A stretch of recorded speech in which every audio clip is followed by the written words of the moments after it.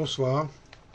Eh bien, nous voilà à nouveau réunis pour poursuivre notre étude du livre de Shemot, de l'Exode, et plus particulièrement ce soir d'un épisode extrêmement important qui est la première révélation de Dieu à son prophète Moïse.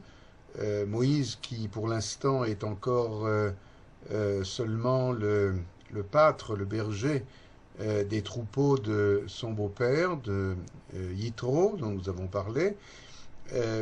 Nous avons commencé la semaine dernière à lire les versets du troisième chapitre, du début du troisième chapitre de l'Exode. Et là, nous avons assisté à cet épisode dans lequel Moïse faisait paître les troupeaux de Yitro, et il voit tout à coup une vision s'approchant de la montagne du Horev, ce qui deviendra bientôt d'ailleurs la montagne du Sinaï.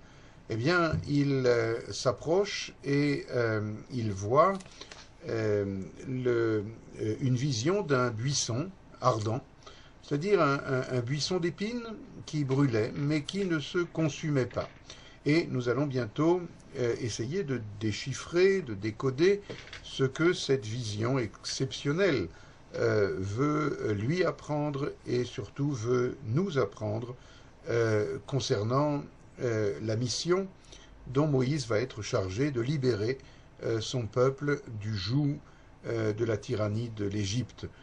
Et tout d'abord, simplement quelques mots par rapport, c'est ce que dit le Midrash, par rapport à au choix que Dieu fait en ce qui concerne les dirigeants de son peuple, ceux qui vont être les agents de la réalisation, on peut dire, messianique de l'histoire, voulue par Dieu, de révélation de l'éternité dans notre histoire et dans l'histoire des hommes de façon générale. Eh bien, je fais allusion à ce que différents textes midrashiques nous révèlent concernant le choix de Moïse d'une part, de David d'autre part, et d'autres également par Dieu pour sauver, diriger leur peuple, son peuple. Et le texte nous dit, dans les 2 ou 3 midrashim que nous allons citer maintenant, le texte nous dit que toujours Dieu, de façon tout à fait paradoxale d'ailleurs, tout à fait intéressante, Dieu va choisir les hommes grands. Je ne dis pas les grands hommes parce que c'est peut-être autre chose en français, mais les hommes grands pour diriger son peuple, il va les choisir justement par rapport à leur lien aux petites choses. Je traduis directement de l'hébreu, c'est le langage du Midrash. Par exemple, ce texte que je vous lis maintenant, à propos d'un verset des psaumes de David qui dit « L'Éternel met le juste à l'épreuve ». Alors, comment est-ce que l'Éternel met le juste à l'épreuve ? Le Midrash dit en lui faisant paître des troupeaux et en voyant comment est-ce qu'il conduit les troupeaux dont il est chargé. Par exemple, Moïse ne fut examiné dans un premier temps que sur ses qualités de berger. Et les sages enseignent, et c'est un texte très classique, très connu, qu'un jour, faisant paître les troupeaux donc de son beau-père, dans le désert, eh bien, un chevreau s'est échappé du troupeau. Et Moïse s'est mis à le poursuivre jusqu'à ce que finalement il atteigne un marécage et s'approchant de la brebis, du chevreau, pardon, il vit qu'il avait trouvé un étang pour boire. Alors il lui a dit « Je ne pouvais pas savoir que tu t'enfuyais pour étancher ta soif. Je vois que tu es bien fatigué. » Et Moïse l'a alors pris sur ses épaules et s'est mis en marche pour rejoindre le reste du troupeau. Alors Dieu, dit le Midrash, lui a parlé en lui disant « Puisque tu as prouvé que tu es capable de miséricorde envers toute créature, la plus petite soit-elle, sache que moi je t'ai choisi pour guider mon troupeau Israël. Et c'est un premier midrash, il y a un midrash équivalent d'ailleurs par rapport à David, qui lui aussi, dans un premier temps, est berger des troupeaux de son père Ishaï, comme on se souvient, mais et Moïse et David d'ailleurs sont l'objet d'un autre midrash qui montre que pourquoi est-ce que Moïse, par exemple, faisait paître les troupeaux dans le désert? Je crois qu'on en a déjà un petit peu parlé. C'est parce qu'il ne voulait pas qu'ils aillent paître dans les champs qui appartiennent à quelqu'un d'autre. Et dans le désert, par conséquent, il n'y a pas de crainte qu'il transgresse un interdit de larcin de faire paître dans des champs qui ne sont pas à lui. Donc on voit, d'après le Midrash, ces deux Midrashim, que Dieu éprouve Moïse, puisque c'est de lui qu'il s'agit ici, mais il y en a d'autres, justement la grandeur qui va revenir à ces personnages dont on parle, à Moïse tout d'abord, eh bien, est éprouvée justement à propos de son lien avec les petites choses, avec les petites créatures, avec les petites gens, etc.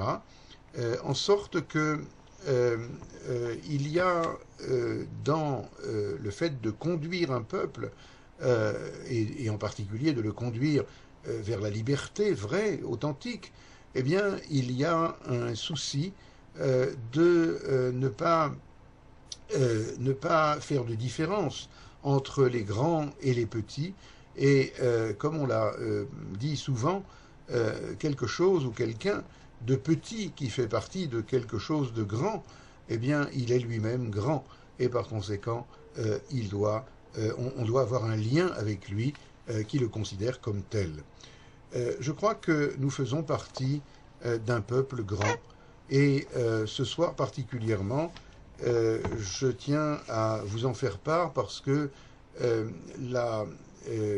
comment dire, le précipice, je ne sais pas comment on dit ça en français, qui sépare l'action militaire que notre peuple est en train de mener, une action extrêmement dure par rapport à cet État terroriste qui s'appelle pudiquement la bande de Gaza, eh bien, nous venons d'apprendre la mort de 13 nouveaux soldats de nos enfants.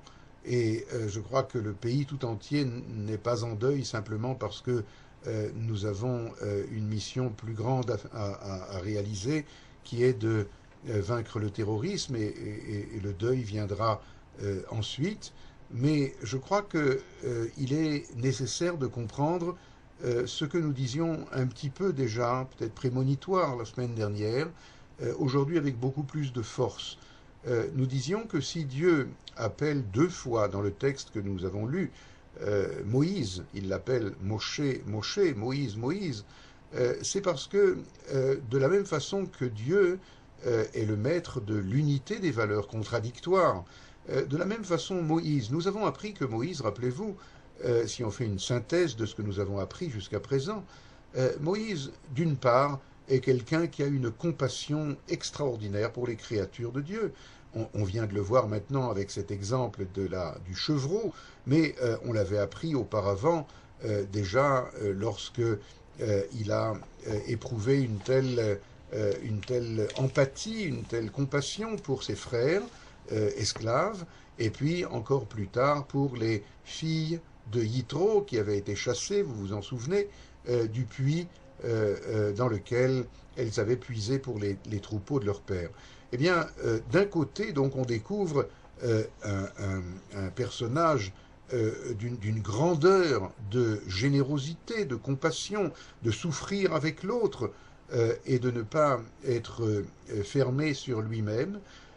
Mais en même temps, on découvre chez lui la vertu qui semble absolument contraire et opposée, à savoir lorsque le cas se présente, le cas échéant, eh bien, il n'hésitera pas, aussi bien par rapport à l'Égyptien qui qui tyrannise l'hébreu, aussi bien par rapport aux bergers de Midian qui ont chassé les filles de Yitro, il n'hésitera pas à utiliser la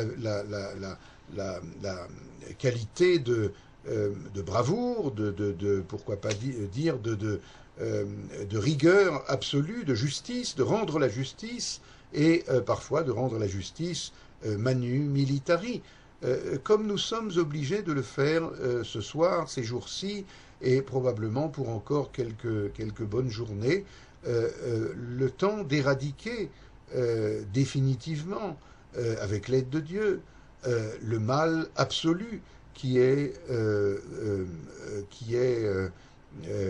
fait du Hamas, le fait de ce mouvement palestinien qui n'a d'autre souci, qui est en fait mortifère. Je crois que vous connaissez ce mot français qui veut dire créateur de mort. Si le peuple d'Israël est créateur de vie, nous le voyons à chaque cours un petit peu plus, nous avons des ennemis en face de nous, et peut-être que ce n'est pas complètement par hasard.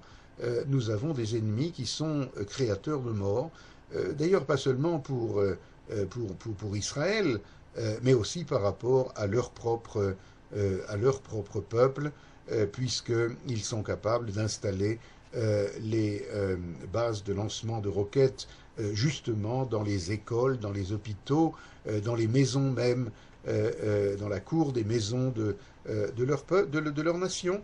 Et ensuite, ils crient à l'ONU pour dire que nous sommes immoraux. Eh bien, je crois que toutes ces notions-là ne sont pas des notions récentes. Elles font partie d'une civilisation, d'une culture mortifère, créateur de mort.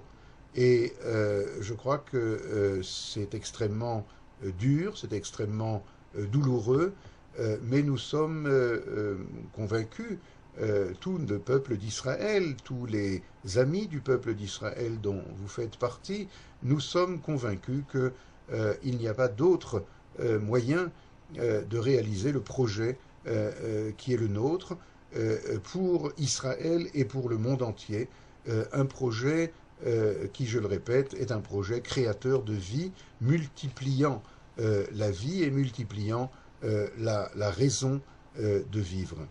Alors, nous poursuivons notre exploration et je crois qu'il est temps maintenant de se demander un petit peu en quoi cette vision que Moïse a eue du buisson ardent est une vision qui va être un enseignement pour les générations à venir. Je rappelle brièvement les versets dont il s'agit. Un ange du Seigneur lui apparut à Moïse dans un tourbillon de flammes au milieu d'un buisson. Et alors Moïse remarqua que le buisson brûlait par le feu, mais cependant il ne se consumait pas.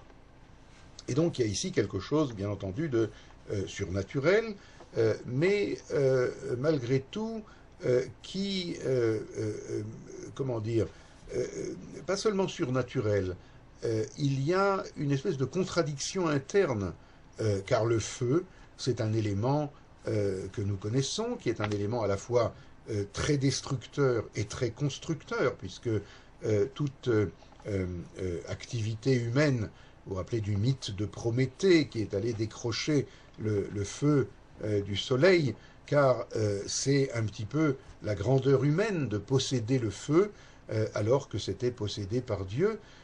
Ça permettra à l'homme d'être lui-même, peut-être pas créateur, mais en tout cas fabricant, réalisateur, technicien, être agissant sur le monde de nature pour le construire, pour le perfectionner.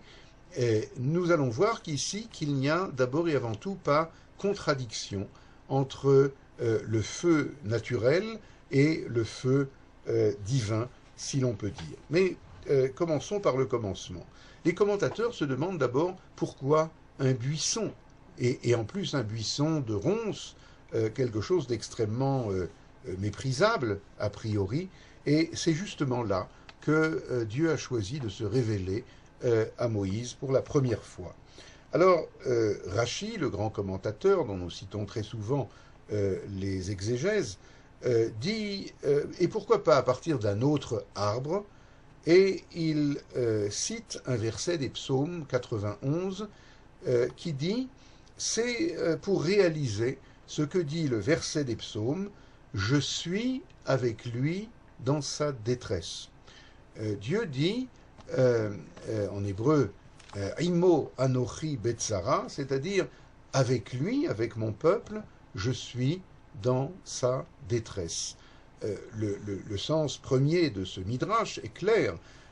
Dieu se révèle donc dans un buisson d'épines, un buisson de ronces, pour montrer que si mon peuple, le peuple hébreu, est, pour ainsi dire, dans une situation épineuse, peut-être c'est une façon un peu curieuse de le dire, si le peuple d'Israël est dans cette situation terrible où il est maintenant livré à la tyrannie de la puissance égyptienne, eh bien, moi aussi, dit Dieu, pour ainsi dire, je vais me révéler à lui dans un contexte le plus malheureux, le plus pénible qui soit, à savoir le buisson de ronces.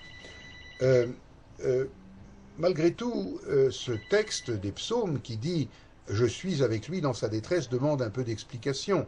Le Maharal de Prague, dans son commentaire de Rachi, nous dit la chose suivante. Ça ne signifie pas « à Dieu ne plaise » qu'il soit lui-même en détresse. Dieu n'est pas en détresse, mais il nous apprend qu'il sait, pour ainsi dire, enchaîner au sort d'Israël et qu'il est toujours à leur côté. C'est pour cette raison, termine le Maharal de Prague, c'est pour cette raison que lorsqu'ils sont en détresse, c'est la manifestation de sa royauté qui est en défaut. La manifestation de la royauté divine est prise en défaut. Pour ainsi dire, les nations peuvent dire, regardez, le peuple de Dieu, le peuple qui est censé témoigner de la présence divine dans le monde, eh bien, ce peuple-là étant en détresse, alors lui aussi, il est, pour ainsi dire, en défaut. Je crois que cela pose des questions très, très profondes qui dépassent le cadre de cette rencontre, mais certains pensent, par exemple, que Dieu est avec nous, pour ainsi dire, seulement lorsque tout va bien, lorsque nous sommes triomphants. Mais par exemple, était-il avec nous? Connaissez-vous cette question dramatique? Était-il avec nous pendant la Shoah? Eh bien, il était avec nous pendant la Shoah, même si on ne comprend pas, en tout cas dans le cadre de cette petite exposé, mais il est certain qu'il était avec nous pendant la Shoah.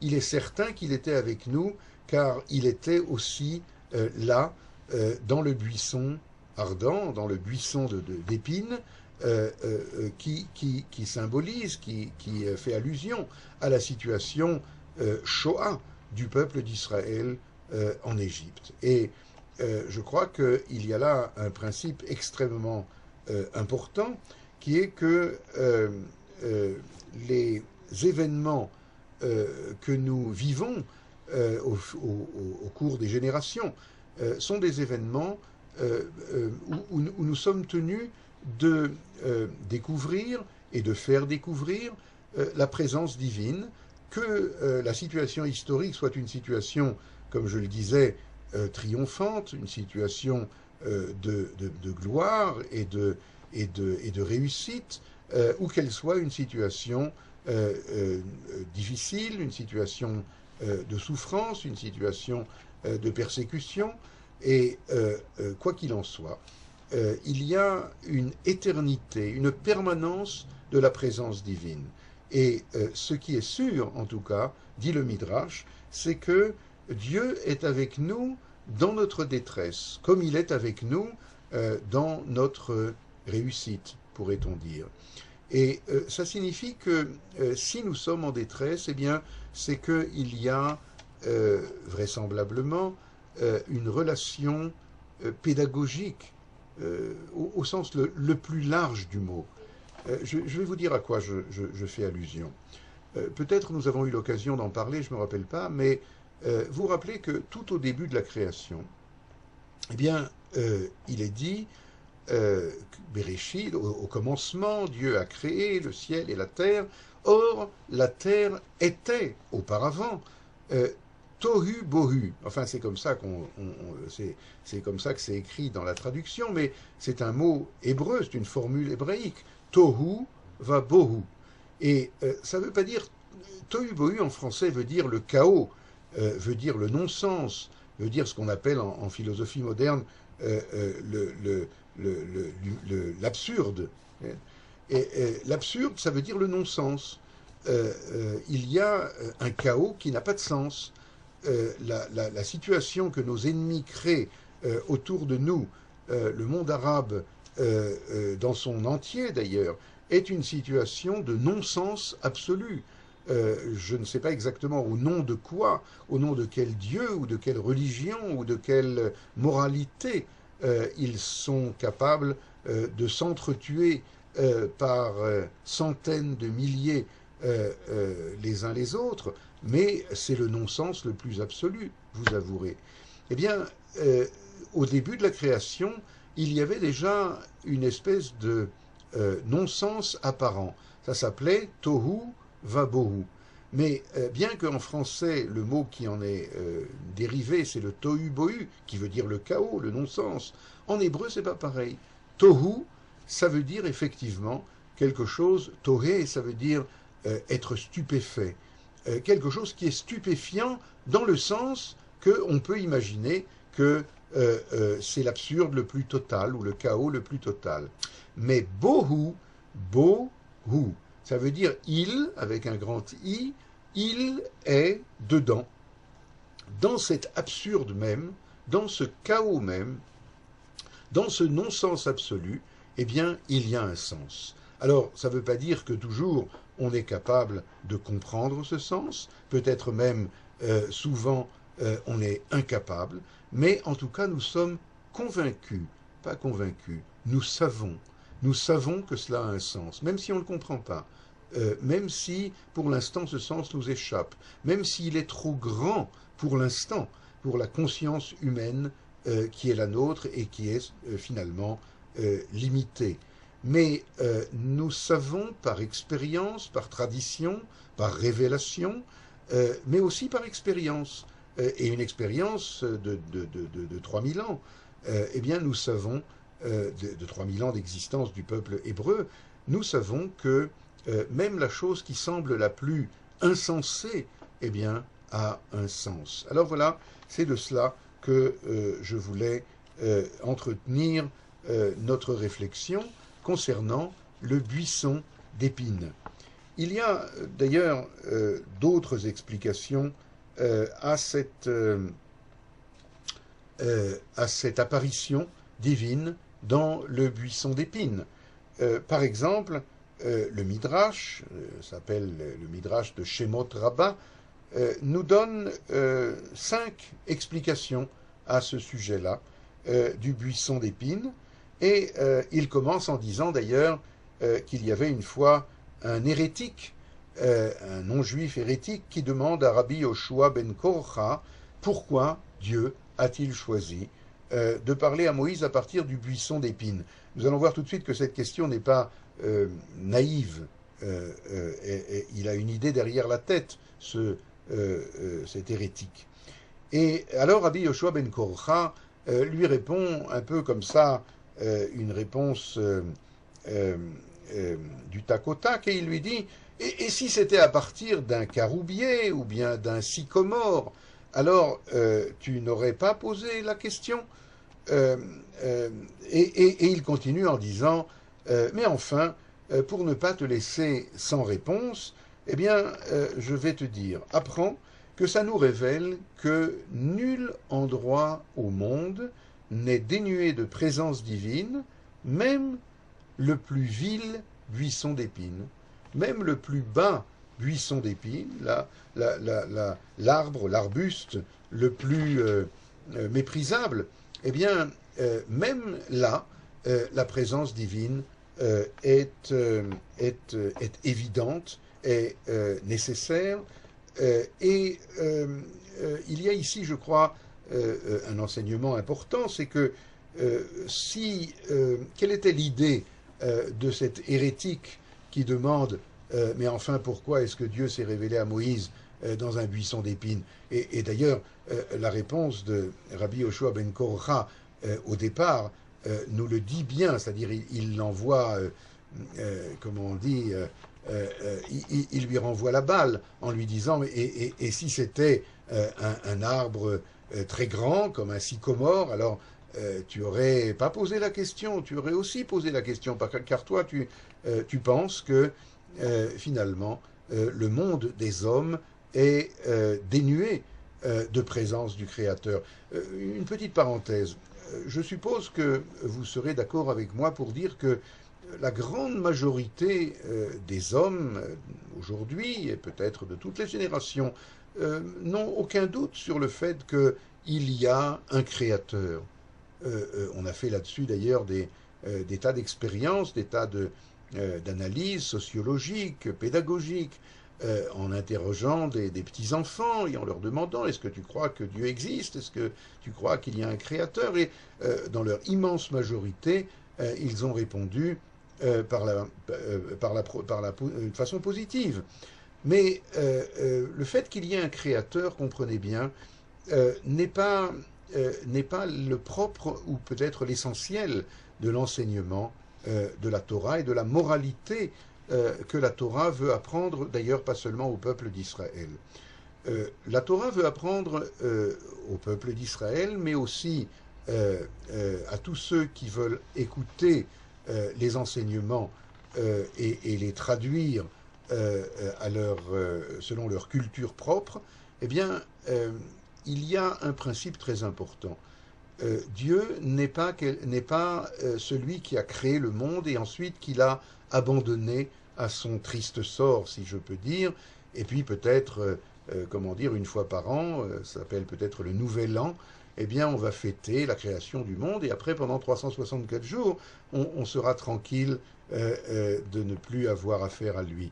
Ce n'est pas ça, une personnalité morale. Une personnalité morale, une personnalité qui se sait, qui se ressent comme créé, comme créature de son créateur, eh bien c'est être redevable. C'est un peu comme aussi le respect qu'on doit aux parents. On est redevable parce que c'est eux qui nous ont façonnés, d'ailleurs c'est eux aussi après qui nous ont éduqués, qui nous ont donné tout ce qu'on avait besoin. Eh bien, cette relation avec le Créateur est une relation d'une espèce de dette morale envers lui, et c'est la raison pour laquelle nous avons ce sentiment très profond que la présence divine, chacun selon les critères qu'il accorde à cette formulation, la présence divine qui fait qu'on ne peut pas se comporter d'une façon immorale, d'une façon qui soit égoïste ou orgueilleuse ou autre chose. Ce sentiment nous accompagne en permanence parce que, en permanence, parfois plus, parfois moins, nous avons le sentiment d'être non seulement créés au départ, mais d'être créés, si on peut dire, en permanence.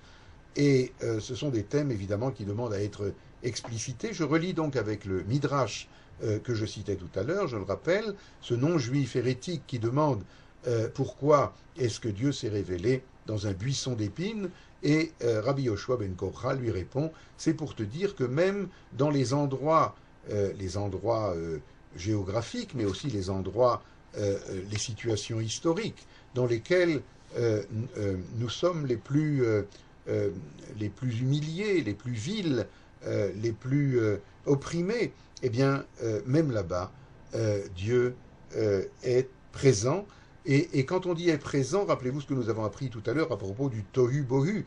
Eh bien, Dieu est présent, ça veut dire que ça a un sens, même si, pour l'instant, j'ai encore du mal à comprendre quel est le sens des choses, mais je suis persuadé, je sais par tradition et par révélation que le sens existe. Très rapidement, nous allons voir les autres 4 explications qui sont données par le Midrash, et dans notre prochain cours, vraisemblablement la semaine prochaine, nous aurons l'occasion de parler par contre du buisson qui brûlait et qui ne se consumait pas. Ça, c'est un thème encore plus profond et délicat, mais pour l'instant, d'autres significations au buisson d'épines. Rabbi Eliezer, Rabbi Yossi disait, de même que le buisson est l'arbuste le plus hostile, c'est vrai, un buisson d'épines, c'est pas très accueillant. Eh bien, Rabbi Yossi disait, de sorte que tout oiseau qui pénètre, qui arrive à pénétrer dans ce buisson, il ne peut pas en sortir indemne, il va y laisser pas seulement des plumes, mais peut-être même des séquelles. Eh bien, ainsi, l'esclavage d'Égypte dépassa tout ce qu'on connaîtra par la suite du point de vue oppression.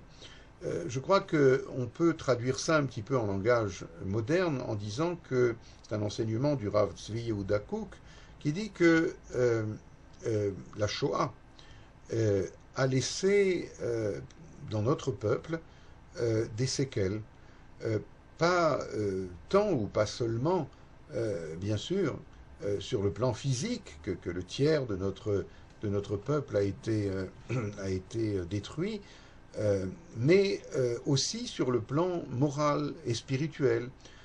Il y a une espèce nous parlions tout à l'heure de grandeur vraie, que la grandeur vraie de nos dirigeants, c'est justement la relation avec le petit. Eh bien, notre peuple est un peuple grand, mais, comment dire, il a été amoindri dans son esprit, dans sa grandeur, dans sa conscience du rôle grand dont il est chargé par la Shoah. C'est ce que dit le Rav Kook, et je crois que c'est lié avec ce midrash de Rabbi Yossi. Rabbi Yossi dit que on laisse le buisson d'épines, eh bien, lorsqu'on y rentre, même si on en sort, eh bien, on y laisse des séquelles. Et je crois que petit à petit, de génération en génération, notre peuple se retrouve ici en Eretz Israël et retrouve l'enseignement d'ailleurs universel de grandeur humaine que les patriarches nous ont légué. Et puis très rapidement encore 2 opinions. Une opinion qui dit que de la même façon que le buisson produit des épines et des roses, donc on comprend maintenant qu'il ne s'agissait pas d'un buisson d'épines, mais d'un buisson de roses, mais il a des épines, eh bien de la même façon, dit cette opinion, Israël comporte et des justes et des méchants. Les justes, bien sûr, c'est les roses, et les méchants, c'est les épines. Mais qu'est-ce que ça vient nous apprendre? Eh bien, ça vient nous apprendre quelque chose de très important. C'est que notre peuple n'est pas un peuple de justes. D'ailleurs, un peuple de justes, ça n'existe pas. On peut parler de ce qu'on appelle en français l'abbaye de Thélème. On peut parler d'un groupe de justes. Mais s'il s'agit d'un peuple ou d'une nation, eh bien, il y a forcément des gens qui sont plus méritants, des gens qui le sont moins, et des gens comme nous qui sont un peu méritants et un peu déméritants, mais qui essayent chaque jour un peu plus d'être plus méritants. Eh bien, c'est ce que nous dit le Midrash en question. Pourquoi Dieu s'est révélé à Moïse, le libérateur de la nation tout entière, pas seulement des justes de la nation, eh bien, il s'est révélé à lui dans un buisson d'épines, car ce buisson d'épines comporte et des roses et des épines, et voilà le peuple maintenant que tu auras à mener à bon port tout entier, avec les roses et avec les épines. Et puis, il y a encore une dernière analyse, mais je la laisse pour notre prochain entretien, en espérant d'ici là de très bonnes nouvelles pour nous, pour vous, et pour l'humanité tout entière, car ce qui est en train de se jouer dans ce qu'on appelle la bande de Gaza n'est pas seulement, je pense, un problème interne du peuple d'Israël. Il s'agit d'une lutte pour les valeurs morales à l'échelle et à l'indice universel. Merci de votre attention et à la semaine prochaine.